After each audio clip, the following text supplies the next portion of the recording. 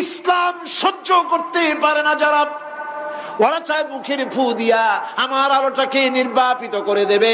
আল্লাহ পাক বলেন ওয়াল্লাহু মুতিম্মু নূরি, আমি আমার নূরকে পূর্ণতা দান করব, তাতে কাফির বেঈমানদের মনের ভিতরে যত জ্বালা হোক, যন্ত্রণা হোক, ওদের কলজা যত পুড়ুক, ইসলাম তার বিজয় পতাকা নিয়ে উঠবে, কেউ ঠেকাতে পারবে না। আল্লাহ রাব্বুল আলামিন, আল্লাহ পাক বলছেন ওয়াকাযালিকা জাআলনা লিকুল্লি নাবিয়্যিন আদুওয়াম মিনাল মুজরিমিন, আর এমনি করে আমি সকল নবীর শত্রু বানিয়েছি সব পাপিষ্ঠ অপরাধ প্রবণ লোকদের। শুনছেন কথা? শোনেন নাই? আল্লাহ পাক বলছেন দুনিয়ার সব নবীদের, তাদের জন্য আমি শত্রু বানাইছি কাদেরকে? যারা সব থেকে বেশি পাপিষ্ঠ অপরাধ প্রবণ, দেশের আলেমদের সাথে দুশমনি করে সবচাইতে বড় পাপিষ্ঠরা। এটা কোরআন। এটা কি? কোরআন। জোরে বলেন এটা কি?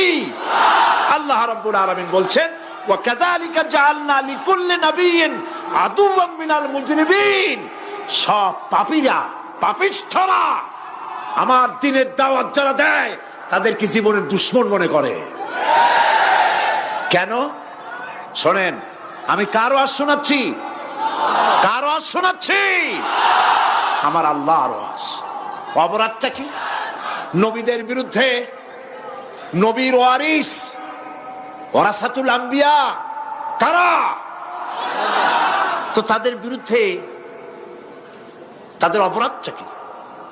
তাদের অপরাধ সম্পর্কে আল্লাহ নিজে বলেন ওয়ামা নাকামু মিনহুম ইল্লা আইয়ুমিনু বিল্লাহিল আজিজিল হামিদ।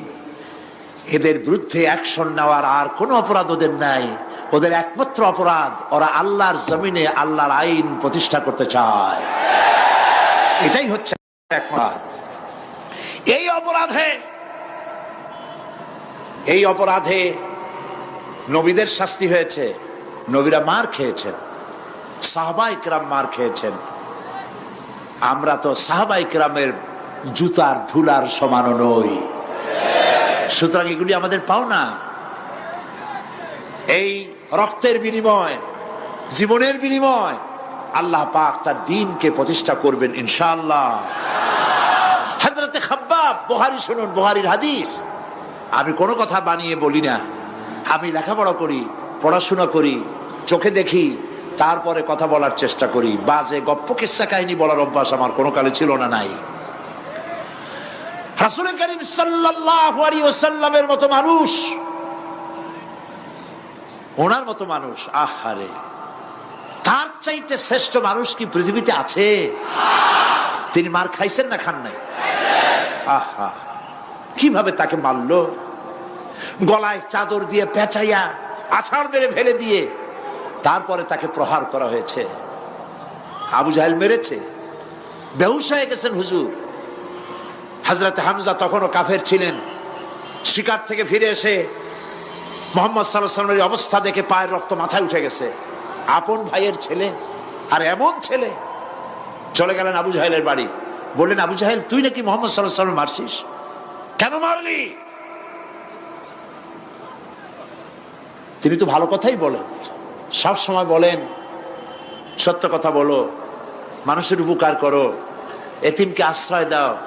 এত সুন্দর সুন্দর ভালো ভালো কথা বলেন, তার মতো ভালো মানুষ তো দুনিয়ায় দেখি নেই। মারলি কেন?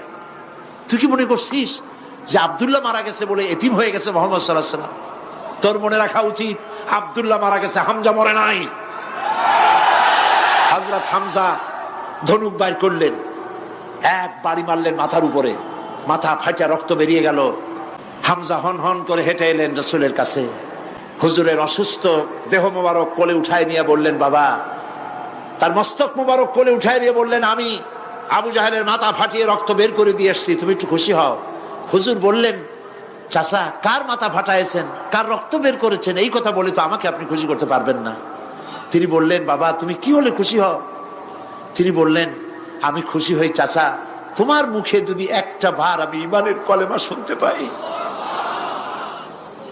হযরতে হামজা বললেন, মুহাম্মদ সাল্লাল্লাহু আলাইহি ওয়াসাল্লাম, আমার বুঝতে মোটেও কষ্ট হয়নি, তুমি কোনো সাধারণ মানুষ নও। সাধারণ মানুষের প্রতিশোধে তুমি বিশ্বাসী হতে, খুশি হতে, প্রতিশোধে বিশ্বাসী হওনি, তুমি অবশ্যই আল্লাহর নবী।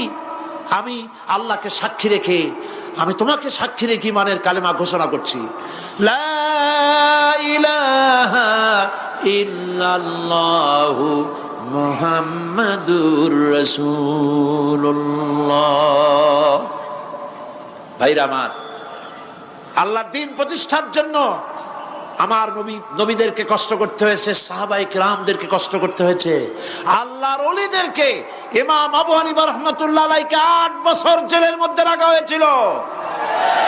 ইমাম আহমদ বিন হাম্বলকে চাবুক মেরে মেরে গায়ের গোশত আর চামড়া তুলে ফেলে দেওয়া হয়েছিল।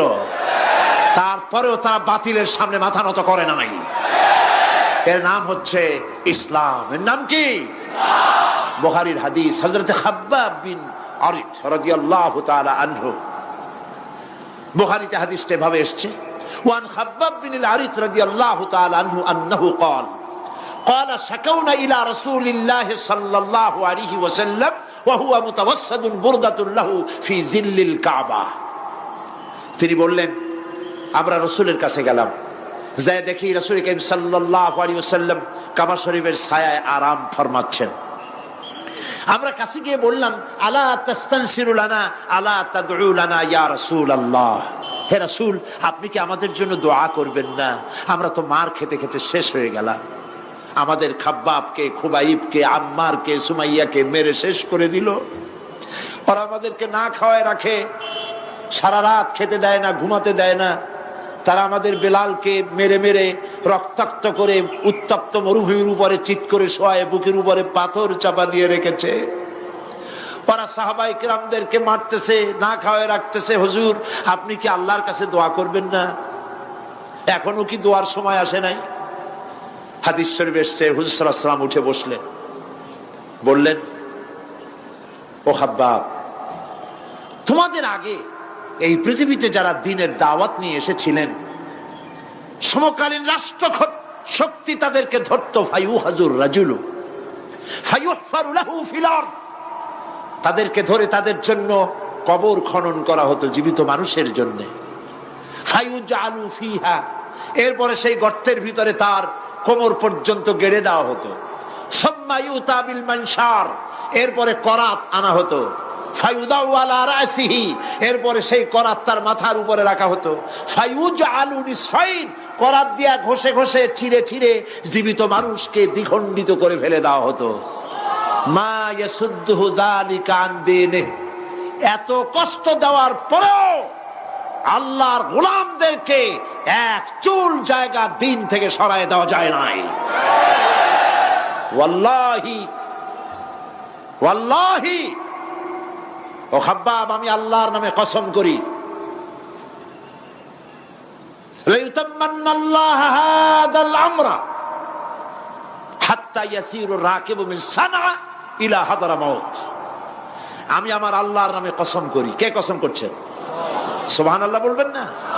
রাসূলুল্লাহ কসম করছেন, আমি কসম করি আল্লাহর, সেদিন বেশি দূরে নয়, যেদিন ইয়েমেনের রাজধানী সানা থেকে শুরু করে হাজরামাউত পর্যন্ত হাজার হাজার মাইল সওদাগরেরা তাদের পণ্য নিয়ে, মহিলারা তাদের সৌন্দর্যের পসরা নিয়ে একাকিনী অথবা দলবদ্ধভাবে যাতায়াত করবে মরুভূমির উপর দিয়ে।